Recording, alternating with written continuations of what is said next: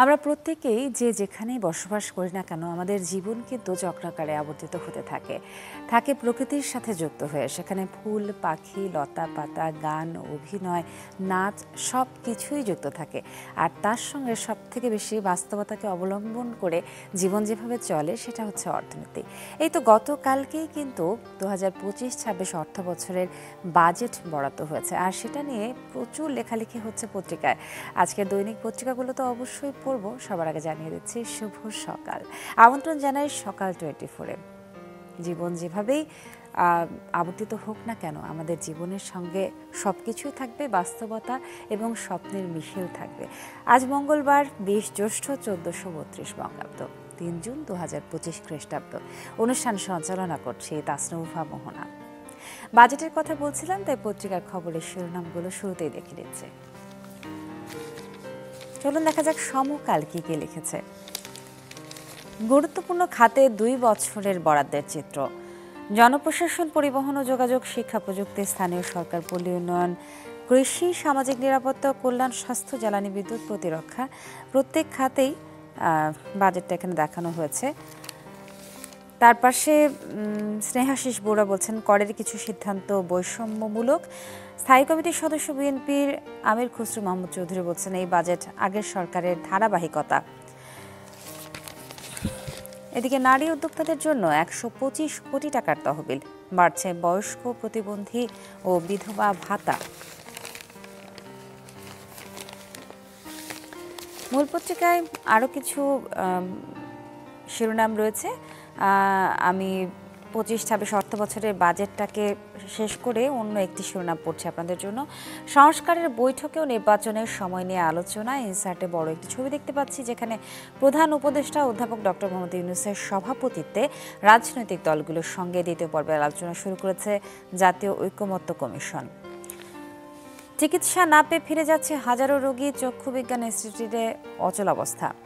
Digital wallet সেবায় licence পেল গ্রামীণ টেলিকম। প্রদীপ ও লিয়াকতের মৃত্যুদণ্ড বহাল, 6 জনের যাবজ্জীবন। মেজর সিনহা হত্যা মামলা। চলে যাচ্ছি পরবর্তী পত্রিকায়, পড়ছে প্রথম আলো। এখানেও বাজেট প্রসঙ্গ। বাজেট স্মল কিন্তু বিউটিফুল নয়। ব্যয় 7,90,000 কোটি টাকা, আয় 5,64,000 কোটি টাকা, ঘাটতি 2,26,000 কোটি টাকা। বৈষম্যহীন ও টেকসই উন্নয়নের উদ্যোগ চোখে পড়ল না, বললেন মুস্তফা কে মুজেদি। কালো টাকা সাদা করার সুযোগ, তবে কর বেশি। দাম বাড়তেও কমতে পারে যেসব পণ্যের, যেমন প্লাস্টিকের তৈজসপত্র, এলইডি বাতি, গৃহস্থালির সরঞ্জাম, মুঠোফোন ইত্যাদি। সংলাপে প্রধান উপদেষ্টা বলছেন, সমৃদ্ধির পথে যেতে জাতীয় ঐক্য বজায় রাখতে হবে। ডিসেম্বরের মধ্যে নির্বাচন চায় বিএনপি সহ অনেক দল। ঐকমত্য কমিশনের সঙ্গে বৈঠক হয়েছে। গতকাল ছিল দ্বিতীয় পর্বের আলোচনার উদ্বোধনী, আজ থেকে বিষয়ভিত্তিক আলোচনা। এই ছিল প্রথম আলো। এবারে কালের কণ্ঠ। কঠিন হবে ব্যবসা, বিনিয়োগ, শিল্প বাণিজ্যে গতি ফেরাতে নেই পথ নকশা। বাজেটে বক্তৃতা দিচ্ছেন অর্থ উপদেষ্টা সালেউদ্দিন আহমদ। সেখানে বলছেন, উচ্চ মূল্যস্ফীতির কারণে বিদ্যুতের দাম আপাতত না বাড়ানোর সিদ্ধান্ত নিয়েছে। হতাশায় পেল নিম্নবিত্ত, মধ্যবিত্ত। বাসার নিত্য ব্যবহার্য সব পণ্য কিনতে গেলে আগের চেয়ে বেশি অর্থ গুনতে হবে। বাজেট বিশ্লেষণ প্রসঙ্গে তাসকিন আহমেদ বলছেন, স্থানীয় উৎপাদকের জন্য প্রতিযোগিতা কঠিন করে তুলবে। দলগুলোর মধ্যে দূরত্ব কমিয়ে জুলাই সনদ ঘোষণার অঙ্গীকার। ঐকমত্য কমিশনের দ্বিতীয় দফা সংলাপে প্রধান উপদেষ্টা। এদিকে বিচার বিভাগ সংস্কার, গণমাধ্যমের সহযোগিতা অব্যাহত রাখার আহ্বান প্রধান বিচারপতির। পড়ছি যুগান্তর। করজালে নিরুত্তাপ বাজেট, ঐকমত্যে জুলাই সনদ ঘোষণার অঙ্গীকার। শিল্প ব্যবসায় করের বোঝা বাড়ল, বিনিয়োগ কর্মসংস্থান বৃদ্ধির নির্দেশনা নেই। সুতার ভ্যাট বাড়ানোর প্রস্তাব আত্মঘাতী। টেক্সটাইল শিল্প ক্ষতিগ্রস্ত হবে বললেন শওকত আজিজ রাসেল, সভাপতি বিটিএমএ। মূল্যস্ফীতি ও রাজস্ব লক্ষ্যমাত্রা অবাস্তব বললেন ডক্টর মির্জা আজিজ, এবং ডক্টর মাহবুবুল্লাহ বলেন গতানুগতিকতা অতিক্রম করতে পারেনি বাজেটের প্রসঙ্গে। সবশেষে পড়ছি দৈনিক ইত্তেফাক। অর্থনৈতিক সংকটের স্বীকৃতি, ধীরে উত্তরণের আশা। জাতীয় বাজেট 2025-26, বাজেটের আকার 7,90,000 কোটি টাকা। ডিসেম্বরের মধ্যে নির্বাচন চাইল বিএনপি, জামায়াত এপ্রিলের মধ্যে ইসির সংস্কার দাবি এনসিপির। ঐক্যবদ্ধের মাধ্যমে জুলাই সনদ ঘোষণা হবে, যা দেশের প্রকৃত ভবিষ্যৎ রচনা করবে, বললেন প্রধান উপদেষ্টা ডক্টর মোহাম্মদ ইউনূস। করমুক্ত আয়সীমা বাড়েনি, বাড়বে পরের বছর। নতুন করদাতাদের জন্য ন্যূনতম কর ১,০০০ টাকা নির্ধারণের প্রস্তাব। ইন্টারনেট ও মোবাইল সেবার খরচ কমছে, দাম বাড়তে পারে মোবাইল ফোনের, এবং রাজস্ব আদায়ের লক্ষ্য বাস্তবায়নযোগ্য নয়, তবে উদ্যোগ সাহসী, বললেন ডক্টর জাহিদ হোসেন। এই ছিল আজকের সংবাদ শিরোনামগুলো। এবারে আপনাদেরকে নিয়ে যাচ্ছি ঢাকা থেকে সরাসরি সিলেটে, যেখানে প্লাবিত এলাকার খবর জানাবো আমরা। মৌলভীবাজার থেকে আমাদের সঙ্গে যোগ দিচ্ছেন আব্দুর রব, জানাবেন আর এই যে অতিবৃষ্টি হচ্ছে, অতিবৃষ্টির কারণে মৌলভীবাজারে পানি কতখানি বাড়লো, সেখানে মাটি ভাঙনের কারণে এবং পানি বৃদ্ধির কারণে মানুষের কী কী অসুবিধা হচ্ছে। রব, শুভ সকাল জানাই আপনাকে। প্রচুর বৃষ্টি হচ্ছে, আসলে আমরা যেটা ভেবেছিলাম যে সেইভাবে আষাঢ় মাসটা খুব একটা আমাদেরকে আক্রান্ত করার আগেই বৃষ্টিটা অনেক বেশি চলে এসেছে সব জায়গাতেই, রাজধানী সহ অন্যান্য জায়গাতেই। সিলেট, মৌলভীবাজার এই এলাকাগুলো প্লাবিত হওয়ার সম্ভাবনা প্রতি বছরই বেশি থাকে, কারণ বন্যা কবলিত এলাকা। পানি কতখানি বৃদ্ধি পেয়েছে এবং বৃষ্টিপাতের সংখ্যাটা কেমন, সর্বশেষ পরিস্থিতি জানতে চাচ্ছি।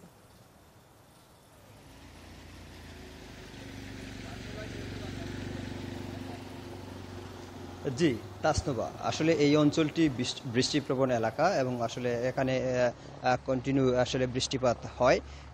গত কয়েকদিন থেকে একটানা বৃষ্টিপাত হচ্ছিল এবং গতকাল রাতেও বৃষ্টি হয়েছে, আজকে সকালেও বৃষ্টি হয়েছে এবং এখনও আকাশ মেঘাচ্ছন্ন। আমি যদি আমার পিছনের অংশটা একটু দেখাই, যে এটা মৌলভীবাজার শহরের খুব কাছাকাছি, শহরতলি বলা চলে, কিন্তু পেছনের অংশটা দেখলে মনে হবে যে আসলে এটা মনে হয় কোনো একটা হাওর এলাকা, পানি থই থই করছে এরকম পানি।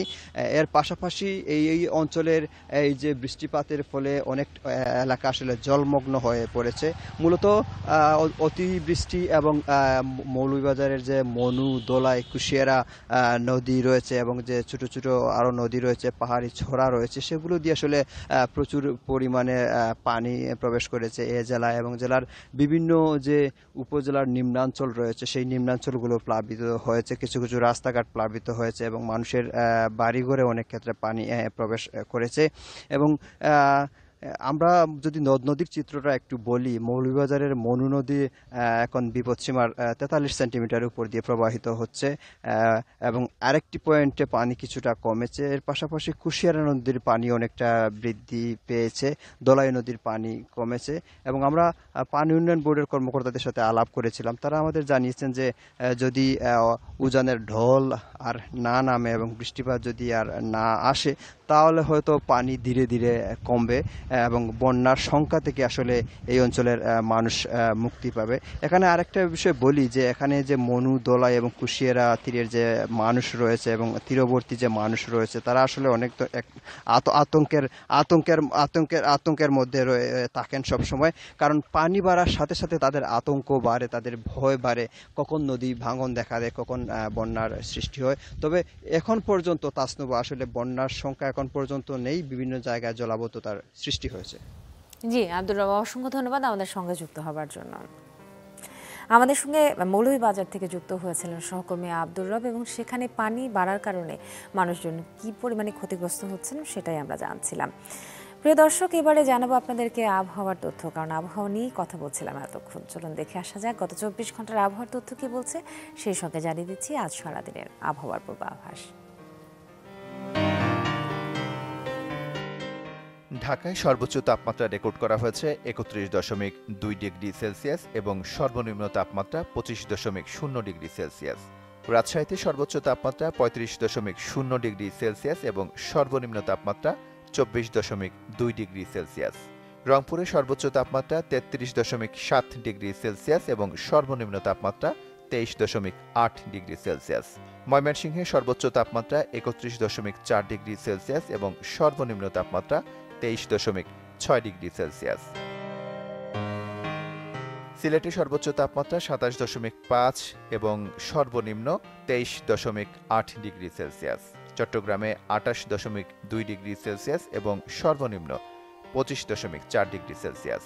খুলনায় সর্বোচ্চ তাপমাত্রা ৩৭.০ ডিগ্রি সেলসিয়াস এবং সর্বনিম্ন তাপমাত্রা ২৭.৫ ডিগ্রি সেলসিয়াস। বরিশালে সর্বোচ্চ তাপমাত্রা ৩২.০ ডিগ্রি সেলসিয়াস এবং সর্বনিম্ন তাপমাত্রা ২৭.৫ ডিগ্রি সেলসিয়াস। দেশের সর্বনিম্ন তাপমাত্রা তেঁতুলিয়ায় রেকর্ড করা হয়েছে ২২.২ ডিগ্রি সেলসিয়াস, আর দেশের সর্বোচ্চ তাপমাত্রা সাতক্ষীরায় রেকর্ড করা হয়েছে ৩৭.২ ডিগ্রি সেলসিয়াস।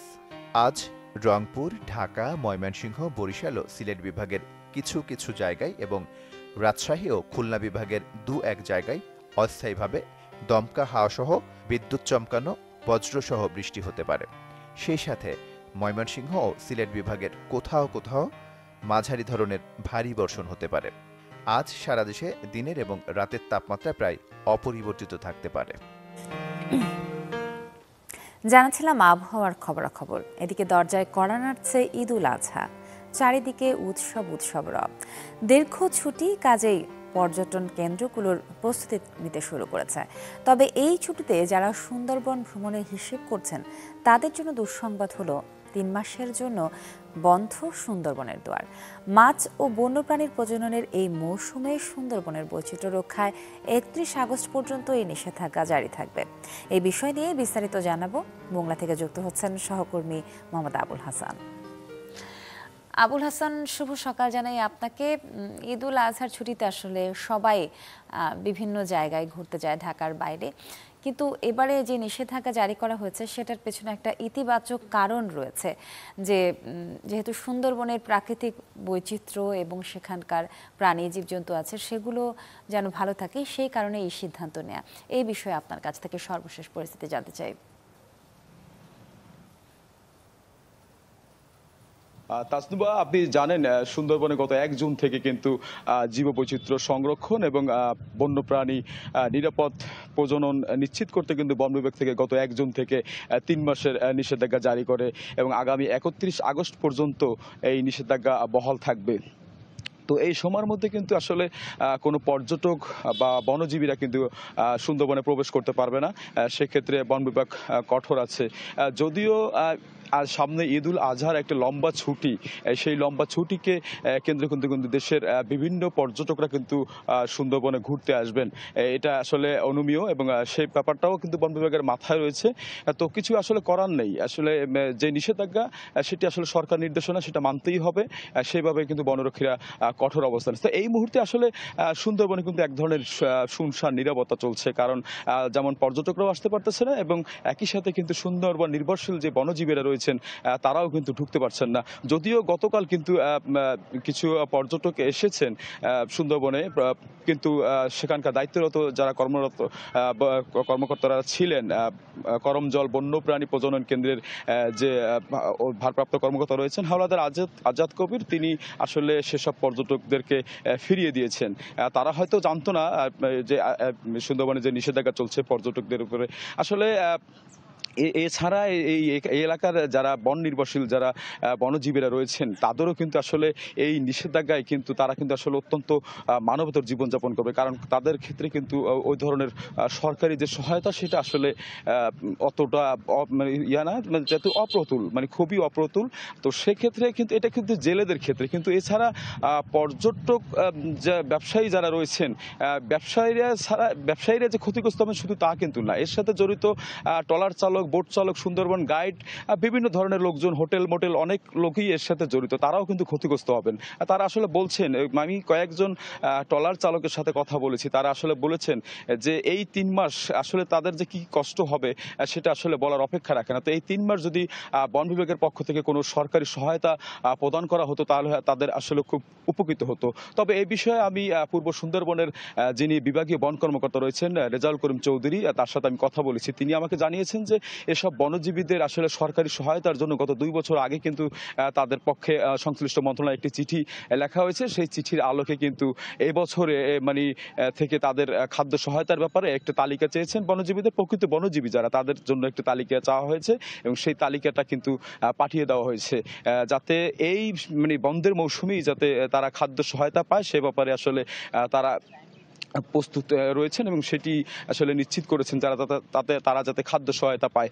আর এছাড়া আসলে এই যে সুন্দরবন যে পর্যটক যে মৌসুম, এই মৌসুমটা কিন্তু মৌসুমটা রয়েছে, সেই মৌসুমকে ঘিরে কিন্তু সুন্দরবনে পর্যটকরা আসবেন এবং আগামী যে ঈদুল আজহার ছুটি রয়েছে সেই ছুটিতেও কিন্তু পর্যটকরা আসতে চাইবে, এটাই সংশয় প্রকাশ করেছেন বন কর্মকর্তারা। কিন্তু সেই ব্যাপারে কিন্তু তারা আসলে কঠোর থাকবেন। তাসনুবা। আবুল হাসান, অসংখ্য ধন্যবাদ আপনাকে যুক্ত হবার জন্য আমাদের সঙ্গে ছিলেন আমাদের সহকর্মী আবুল হাসান, এবং তার কাছ থেকেই আমরা জানছিলাম সুন্দরবনে যে নিষেধাজ্ঞা জারি হয়েছে সেই বিষয়ে বিস্তারিত। এবার নিচ্ছি সকাল 24 থেকে ছোট্ট একটি বিরতি, তারপর ফিরে এসে অন্যান্য আয়োজন।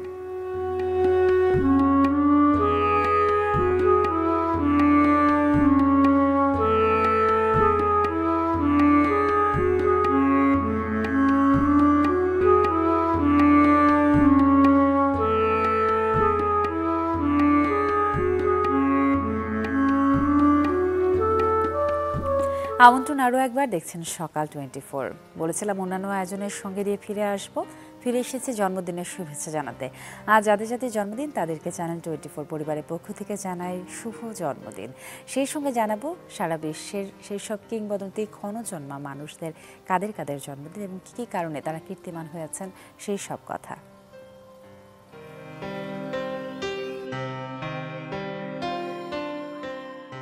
1910 সালের এই দিনে জন্মগ্রহণ করেন মার্কিন চলচ্চিত্র অভিনেত্রী, প্রযোজক, ফ্যাশন মডেল ও নৃত্যশিল্পী পলেট গডার্ড। 1940-এর দশকে তিনি প্যারামাউন্ট পিকচার্সের অন্যতম তারকা হয়ে ওঠেন। তার উল্লেখযোগ্য চলচ্চিত্রের মধ্যে রয়েছে চার্লি চ্যাপলিনের মডার্ন টাইমস এবং দ্য গ্রেট ডিরেক্টর। 1919 সালের এই দিনে জন্মগ্রহণ করেন ভারতীয় চলচ্চিত্র অভিনেত্রী ছায়াদেবী। 1936 সালে কনক নামের এই কিশোরী ছায়াদেবী নাম নিয়ে পথের শেষে ছবিতে অন্যতম নায়িকার ভূমিকায় অবতীর্ণ হন। তার জনপ্রিয় সিনেমাগুলো সোনার সংসার, রাঙাবৌ, ছিন্নহার, প্রভাস মিলন, হাল বাংলা, বিদ্যাপতি, হাটে বাজারে, উত্তর ফাল্গুনী। 1925 সালের এই দিনে জন্মগ্রহণ করেন মার্কিন চলচ্চিত্র অভিনেতা টনি কার্টিস। 1950 ও 1960-এর দশকের জনপ্রিয় তারকা কার্টিস 6 দশকের অধিক সময়ে 1 শতাধিক চলচ্চিত্রে অভিনয় করেছেন। দ্য ডিফায়ান্ট ওয়ান্স ছবিতে অভিনয় করে শ্রেষ্ঠ অভিনেতা বিভাগে একাডেমি পুরস্কারের মনোনয়ন লাভ করেন। 1966 সালের এই দিনে জন্মগ্রহণ করেন পাকিস্তানি ক্রিকেট খেলোয়াড় ওয়াসিম আকরাম। তিনি বামহাতি দ্রুতগতির বোলার এবং বামহাতি ব্যাটসম্যান ছিলেন। পাকিস্তান জাতীয় ক্রিকেট দলের একদিনের আন্তর্জাতিক ও টেস্ট ম্যাচে প্রতিনিধিত্ব করেছেন। আকরাম ক্রিকেট ইতিহাসের অন্যতম সেরা বোলারদের একজন। 1986 সালের এই দিনে জন্মগ্রহণ করেন স্প্যানিশ পেশাদার টেনিস খেলোয়াড় রাফায়েল নাদাল পেরেরা। নাদাল 22টি গ্র্যান্ডস্ল্যাম পুরুষ একক শিরোপা জিতেছেন, যা ইতিহাসে সবচেয়ে বেশি। তিনি 92টি এটিপি একক শিরোপা জিতেছেন, যার মধ্যে রেকর্ড 14টি ফ্রেঞ্চ ওপেন শিরোপা এবং 36টি মাস্টার্স শিরোপা সহ 62টি ক্লে কোর্টে অর্জন। সেই সঙ্গে আরও একবার জন্মদিনের অনেক অনেক শুভেচ্ছা আজকের দিনে যাদের জন্মদিন তারা সকাল 24 দেখছেন। আজ বিশ্ব বাইসাইকেল দিবস। শরীর চর্চার অন্যতম অনুষঙ্গ বায়ু দূষণ কমানো এবং যানজট কমানোতে বেশ সহায়ক। এই দিবস উপলক্ষে বিভিন্ন সাইকেল রাইড সংগঠনগুলো নানা কর্মসূচির আয়োজন করেছে। এমনই একজন বাইসাইকেল প্রেমীকে আজ যুক্ত করছি, যিনি পেশায় একজন ডাক্তার, সাইকেলে ভ্রমণ করেছেন 64টি জেলা। আমাদের সাথে যুক্ত হচ্ছেন বাইসাইকেল প্রেমী তরুণ চিকিৎসক আশিস কুমার মোদক। আশিস, শুভ সকাল আপনাকে। একে তো আজকে বাইসাইকেল উৎসব দিবস এবং তার সঙ্গে খুব চাঞ্চল্যকর এবং ভীষণ আনন্দদায়ক একটি বার্তা যে আপনি একেতে একজন চিকিৎসক এবং বাইসাইকেল করে আপনি 64টি জেলা ভ্রমণ করেছেন। আপনার ভ্রমণের অভিজ্ঞতা সংক্ষিপ্ত আকারে যদি আপনার কাছ থেকে জানতে চাই তাহলে কিভাবে বলবেন?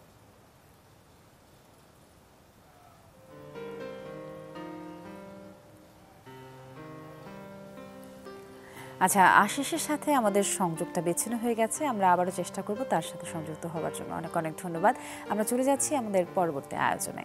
স্বাস্থ্যসেবা খাতে কৃত্রিম বুদ্ধিমত্তার ব্যবহার বাড়াতে বড় আকারের বিনিয়োগ করছে প্রযুক্তি প্রতিষ্ঠানগুলো। চিকিৎসা সেবা দেওয়ার পাশাপাশি আয়ের পথ সৃষ্টি করছে কৃত্রিম বুদ্ধিমত্তার এই প্রতিষ্ঠানগুলো। স্বাস্থ্যসেবায় বৃদ্ধি পাচ্ছে কৃত্রিম বুদ্ধিমত্তার ব্যবহার। বড় সব ওষুধ নির্মাতা প্রতিষ্ঠানের সাথে অংশীদারিতে যাচ্ছে এনভিডিয়া, মাইক্রোসফটের মতো প্রতিষ্ঠানগুলো। বাড়াচ্ছে বিনিয়োগও। সার্জিক্যাল রোবোটিক্স থেকে শুরু করে ওষুধ আবিষ্কার। গত 2 বছরে স্বাস্থ্যসেবার বিভিন্ন স্টার্টআপে $4.5 বিলিয়ন বিনিয়োগ করেছে Nvidia. Amazon One Medical chatbot আর অ্যামাজন ফার্মেসিতে জেনারেটিভ এআই এর ব্যবহার বেড়েছে। 2024-এ অ্যামাজন কৃত্রিম বুদ্ধিমত্তায় $100 বিলিয়ন বেশি বিনিয়োগ করে, যেখানে সিংহভাগ খরচ হয় স্বাস্থ্য খাতে। 2020 সালে Microsoft cloud for health care চালু করে। মেডিকেল রেকর্ডিংয়ের বাজারে আধিপত্য বিস্তারকারী কৃত্রিম বুদ্ধিমত্তা নুয়ান্সকে 2022 সালে কিনে নেয় টেক জায়ান্ট মাইক্রোসফট। বর্তমানে বায়োফার্মা গবেষণা এবং মেডিকেল ইমেজিংকে আরও উন্নত করতে এনভিডিয়ার সাথে যৌথভাবে কাজ করছে প্রতিষ্ঠানটি। নুসরাত মৌমি, চ্যানেল 24। যেমনটা বলছিলাম, বিশ্ব বাইসাইকেল দিবস আজ, এবং যুক্ত করেছি আমাদের সঙ্গে আশিস কুমার মোদককে। চলুন কথা বলি তার সঙ্গে। যে কথাটি বলছিলাম যে আপনার 64 জেলা ভ্রমণ এবং সেটা বাইসাইকেলে, ভীষণ অভূতপূর্ব একটি ঘটনা, সেটা কিভাবে ঘটলো?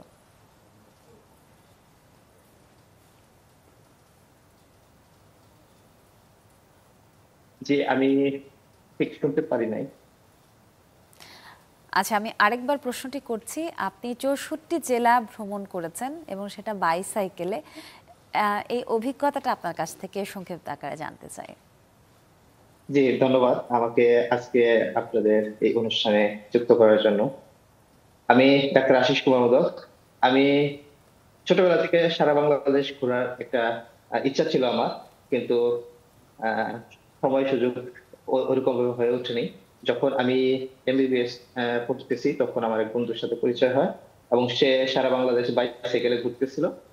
তখন তাকে দেখে আমি ইন্সপায়ার হই এবং হলো যে আমি চিন্তা করি যে আমিও বাইসাইকেলেই সারা বাংলাদেশ ঘুরবো, এবং তার কাছ থেকে ইন্সপায়ার হয়ে আমি সারা বাংলাদেশ ঘোরার জন্য একটা সাইকেল কিনি এবং আস্তে আস্তে শুরু করি। তারপরে প্রায় 2 বছর সময় নিয়ে আমি বিভিন্ন ছুটিতে একটু একটু করে কয়েকটা ঘুরে, তারপরে যখন আমি আমার চূড়ান্ত পেশাগত পরীক্ষা মানে ফাইনাল প্রপ যেটা বলে সেটা দেওয়ার পর যখন আমি একটু লম্বা ছুটি পেলাম, তখন আমি বাকি 44টা জেলা 2 মাস 5 দিনে ভ্রমণ করি। আমার বাইসাইকেলে ভ্রমণের মেইন উদ্দেশ্য ছিল যে এটা পরিবেশ বান্ধব একটা যানবাহন। তারপরে হলো যে মানুষকে কিছু বার্তা দেওয়া, বিভিন্ন ধরনের বার্তা নিয়ে আমি প্রথমে যাওয়া শুরু করেছি। পরে সর্বশেষ আমি যখন 44টা জেলা ঘুরি তখন আমি গাছ লাগান, পরিবেশ বাঁচান এই উদ্দেশ্যে সারা বাংলাদেশ ঘুরি। এবং আমি চিন্তা করি শুধু এই বার্তা দিলেই তো হবে না, অনেক সময় দেখা যায় যে বার্তা শুধু বার্তার মতোই থেকে যায়। তাই আমি চিন্তা করি যে অন্য কেউ গাছ লাগাক আর না লাগাক, আমি হলো যে চেষ্টা করবো যতটুকু পারি আমি সব জায়গায় গাছ লাগাতে। আমি প্রায় 250-র মতো গাছ লাগিয়েছি এবং আমি সব জায়গায় হলো যে এমন জায়গায় লাগিয়েছি যেন সেগুলো নষ্ট না হয়, এবং ওই স্থানীয় মানুষের সহযোগিতায় লাগিয়েছি যেন হলো যে ওই গাছগুলোর পরিচর্যা নেয়। এবং আমি এখনো হলো যে বিভিন্ন জায়গা থেকে আমি এই গাছগুলো নিউজ পাই যে গাছগুলো বড় হচ্ছে, গাছগুলো এখনো বেঁচে আছে, কিছু মারা গেছে, কিছু এখনো আছে। এবং আমার আবার ইচ্ছা আমি আবার বাংলাদেশ ঘুরবো, তখন আবার আমার লাগানো গাছগুলো আমি দেখবো। ভীষণ আনন্দ সংবাদ আশিস, ভীষণ ভালো লাগলো আপনার কথাটি শুনে। আরেকটি প্রশ্ন যুক্ত করতে চাইবো যে একেতে আপনি একজন চিকিৎসক, তারপর বাইসাইকেল আসলে এমন একটি যানবাহন যেটি আমাদের বায়ু দূষণ হবার কোনো সম্ভাবনা নেই, পরিবেশ দূষণ হবার কোনো সম্ভাবনা নেই, এবং এইটাকে আসলে শরীর চর্চার মধ্য দিয়ে চিকিৎসক হিসেবে আপনি কিভাবে প্রমোট করতে চান, মানুষের কাছে কি বার্তা দিতে চান? জি, বাইসাইকেল অবশ্যই হলো যে একটা খুবই স্বাস্থ্যকরী একটা এক্সারসাইজ, বাইসাইকেল রাইডিং। এটা আমাদের শারীরিক এবং মানসিক 2 দিক থেকে আমাদের বেনিফিট দেয়। প্রথমে মানসিক দিকটা বলতেছি। মানসিক দিক হলো যে বাইসাইক্লিং করার কারণে আমাদের এন্ডোরফিন এবং সেরোটোনিন নামে হরমোন সিক্রেশন হয়, এবং এন্ডোরফিন এবং সেরোটোনিন এটা আমাদের ডিপ্রেশন এবং স্ট্রেস কমাতে সাহায্য করে। আরেকটা হলো যে যারা ডায়াবেটিকে আক্রান্ত তাদের হলো যে ইনসুলিনটা হলো অনেক সময় রেজিস্ট্যান্স হয়ে যায় বা ইনসুলিনের কার্যক্ষমতা কমে যায়। এই বাইসাইকেল চালানোর কারণে আমাদের বডিতে ইনসুলিন আছে সেটা কার্যকারিতা একটু বাড়ে বা রেজিস্ট্যান্সটা একটু কমে, এটা একটা বিষয়। আর আমাদের ঘুমের ঘুমের ঘুমটা ভালো হওয়ার জন্য এটা অনেক হেল্পফুল। আর এটার আরেকটা বিষয় হলো যে এটা অনেক সময় দেখা যায় যে আমরা যখন হাঁটাহাঁটি করি তখন আমাদের হাঁটুতে বেশি প্রেসার পড়ে। তো তুলনামূলক হাঁটাহাঁটির চেয়ে সাইক্লিংটা হাঁটুর জন্য বেশি উপকারী। আশিস, অসংখ্য ধন্যবাদ আমাদের সঙ্গে যুক্ত হবার জন্য। জি, খুব ভালো থাকবেন আপনি। এই ছিল আজকের মতো সকাল 24। পরবর্তী পর্ব দেখার আমন্ত্রণ। যাবার আগে জানিয়ে যাই শুভ সকাল আরও একবার।